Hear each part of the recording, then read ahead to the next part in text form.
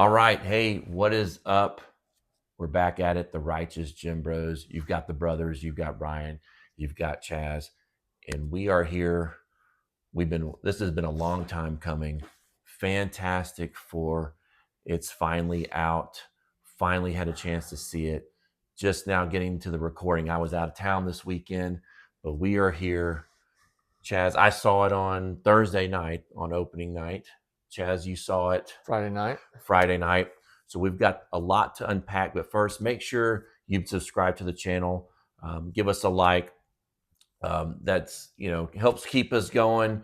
We're trying to reach the 5 and 10s of fans that we have out there. So we'd appreciate if you do that. But without further ado, want to get into it because, like I said, we have a lot to unpack here, and we haven't had a chance to really talk about it. I haven't talked about it. This is raw. No, So I mean we're in agreement that it is better than another certain superhero movie that we did 2 weeks ago. 2 weeks ago. So but haven't really unpacked the details. Right. Not hard to narrow that down. So this is one that we've been waiting for a while.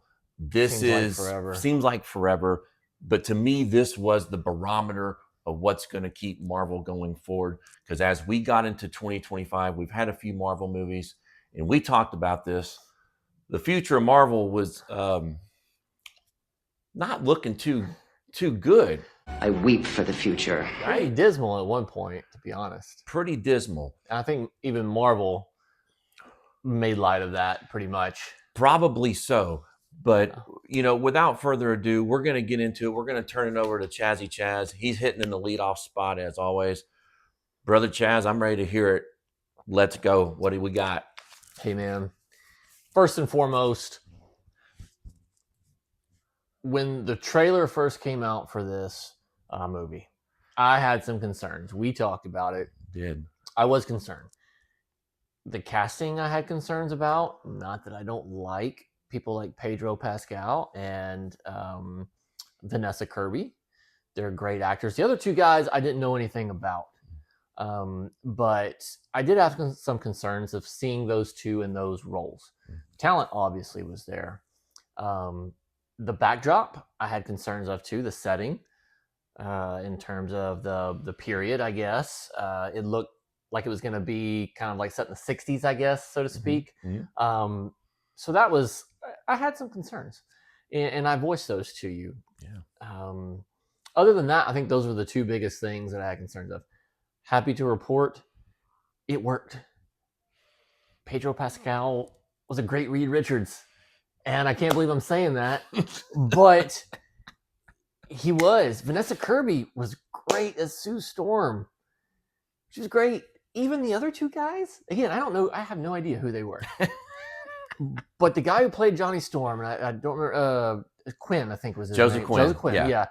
He was a good Johnny Storm. Yeah. He sold it. That boy is good. He wasn't annoying either as Johnny Storm. He was great. Even the Thing in the trailer, I was concerned because his head looked really small.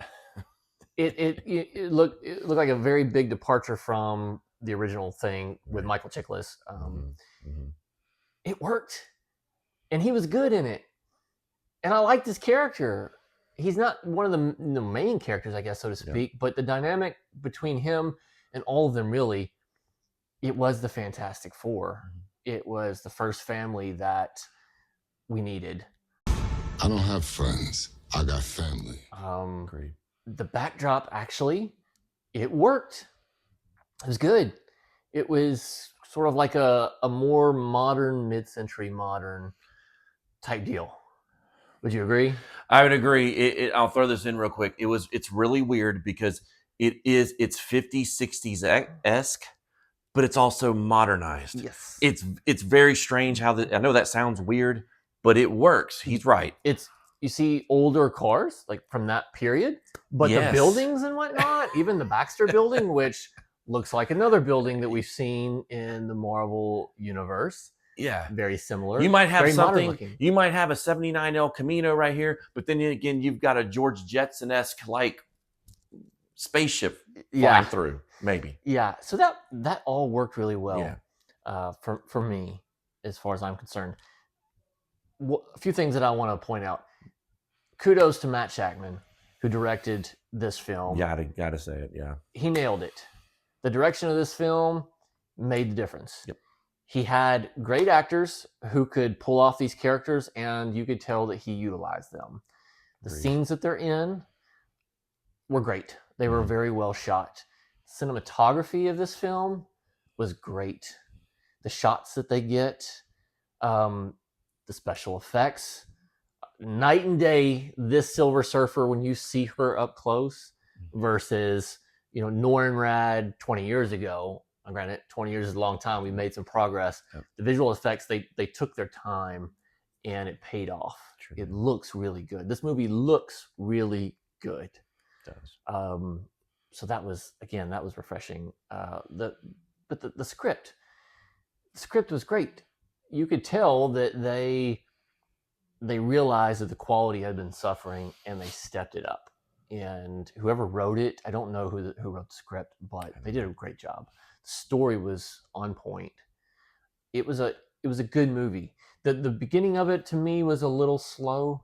I kind of found myself like, okay, we're gonna get to the point here, but I feel like there is sort of a reasoning behind it, kind of like a calm before the storm, let you know what their family dynamic is like, and then it ends up being a very important part of it, the beginning, in terms of what happens to the end of it. So, yeah, I enjoyed it.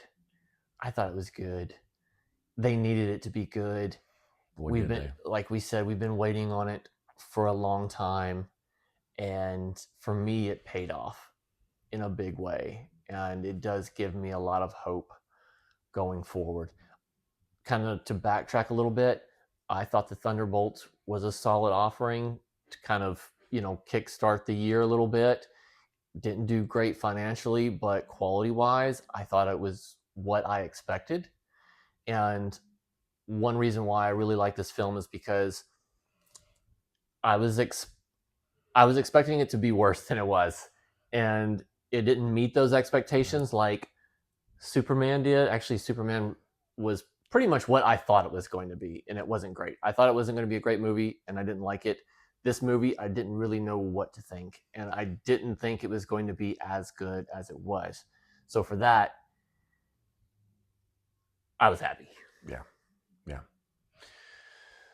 This movie is going to, I think it's going to change the game. I will be honest, just like Chaz, I gave it no shot going in. I really thought this thing was going to be like a live action Jetsons.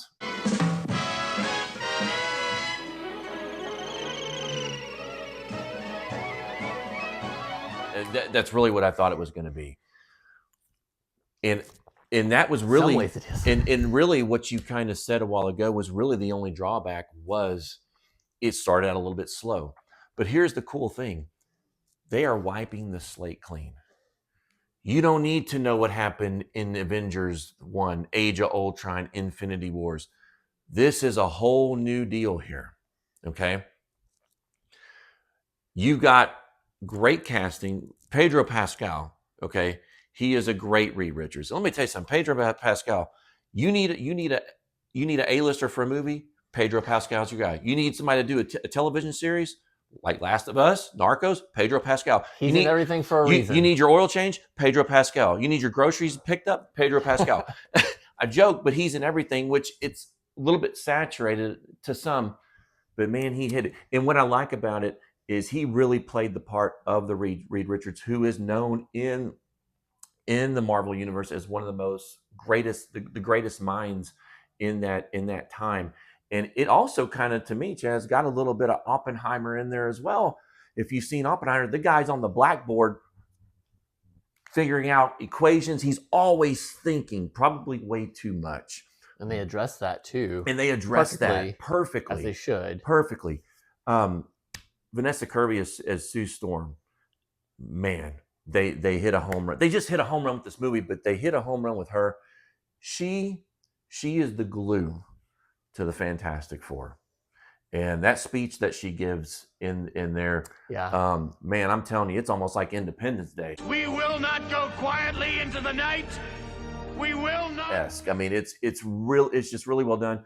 As you said, Human Torch. Joseph Quinn plays his character. He's kind of more like the comic relief part of it, kind of like Chris Evans was in the old ones. It's not overdone. Not overdone. Thing did his thing. Galactus. We didn't even touch on Galactus. Yeah. That was, now I will tell you, with Galactus, it wasn't like this huge battle epic, anything like that. But the story that led to Galactus, it built, in the way they dealt with it, it worked. It was something that actually worked. They just didn't throw together. To your point, Jess, give the writers the credit, because they really took their time to really think this through, and they hit a home run. Is it something that's like epic, like Endgame or Avengers? You can't compare it to that. No. So let me just say that. It's not the culmination of something. It's not the culmination. You're never going to get that. No. It's not. No, that's a good point. But it lays the foundation, a strong foundation. And here's the thing, it's not an origin story. So at this time that you're coming into, the Fantastic Four have already been in this for about 5 years, but it explains the events of what's happened to them, where they're at, and where they're going. Okay. The other thing too, what does Marvel do really well that DC can't? End credits. Okay. They didn't even really have to say anything in the first. There's 2 end credits. Okay. You have a mid credit and then you have a post credit. Okay. Skip the post credit. The post credits. No, it's pointless. Okay. Yes. It's if you want to stay there for fun, fine, whatever. All right. There it is. He spoiled it. It's a cartoon. But the mid credit, you will want to see this, and there's a little bit of, I don't want to call it dialogue, but it's big payoff. But it's a big payoff without anything being said. But guess what? There's something there that introduces something or someone. And I'm going to tell you this, just that small piece of credit right there, to me, I know how this is all going to play out. With all the doomsday and everything coming, I can see where they're going with this. Really? I can. That's a conversation for another time. But interesting. Everything else, as you said, Jazz, cinematography, acting, enough action, a little bit slow in the beginning, but man, Marvel finally delivered. They finally hit a home run. Now, I'm talking about for 2025. 2024, Deadpool, Wolverine, hey, good. But this, if you've been waiting on the sidelines and sitting there like, oh man, I give up. Nothing. I have no use to go and check it out. This is the one. And you're talking about somebody that was very skeptical. I was just like some other movies. I was ready to go and attack it and destroy it and rip it to shreds like I would. I was actually hoping to do that. It's kind of weird to say that. I was like, I'm ready to do it. You can't. And again, my only drawback is start out a little bit slow, but I understood why they did it. There was a reason for it. There was a reason for I just want to say that I thought this was a better movie than Deadpool versus Wolverine. Some people might disagree, but overall, I think it was a better movie. Deadpool Wolverine was just full of nostalgia, and that's what it banked on. But if you really dissect it, to me, it wasn't as good of an overall movie. I'm going to agree with you on that, because to me, Deadpool Wolverine was just complete fan service nostalgia, and that's fine. It was fun. It was fun. We're going to relive all this. We're going to see all the cool characters. We're going to see Blade. We're going to finally see Gambit. So this, you're starting. It's like a clean landscape, and you're starting fresh. But it's very, very exciting about the possibility of what's moving forward. This is the new benchmark, in my opinion. This is what each standalone movie should be going forward. Yeah. Obviously, when you get to Doomsday and some of these other, I don't know what. No, I agree with. I'm glad you said it that way. Filled with all these characters, right? It's not. Yes, that's perfectly well said. That this is the standalone. Like if you took Thor 1, Captain America, Winter Soldier. If you took something like standalone, this is what it should be. It's not Avengers where you're going to have like a $600 million budget. And it's going to get nuts and everybody's in there. No, but you didn't need that here. It was subtle. but it hit in the right spots. Good story. It made sense. I'm excited about the future. Yes. I am. Yeah. So, we ready? all right. With all that said, those, like I said, 5 or 10 people that follow us. Hey, we've got 15 subscribers. Do we? We're up to 15? We only had 12 last time. We're up to 15. Thank you for whoever's subscribing to us. We appreciate that. But now it's time to rate the film. This is what we do. We don't do a 5-star rating. No, we do not. We do a 5-pump rating. Chazzy Chaz, I am excited. you're the leadoff, man. I get to go first? Yes, you get to go first. You put me on the spot last time, so now we're going to throw it on here. Let's see how many pumps we've got here. What are you thinking? I'm. You want me to? Well, let's see. There's 1, 2, still going strong. 3. It's gonna be 4, 4.5. 4. I'm going 4.25. 4.25. Yeah, buddy. We've had a quarter. No, but now we will have 4. I was going to do just a straight 4, but you know what? This movie went the extra mile. I feel like it deserved it because I came out of it thinking, man, that was awesome. Let's go. Yeah. Well, 4.25. That. Let's see what we're gonna get. That's here. strong. That's strong. All right. 1, 2, 3, 4. We're gonna stop at 4. Yeah, buddy. That's fair. Could have gone 4.25. I mean, look, this is my highest rated movie to date since we've been doing this for, I guess, the last month and a half. F1 didn't even get a 4. F1 didn't even get it, and F1 was really good. But this, because of the movie that it is, and how much I think is riding on this movie to be successful, to set up going forward, the stakes are high. Yes. The stakes are high. Yes. So with a 4 pump here, 4.25 pump here, that should tell you all that you need to know about this movie. Marvel is back on track.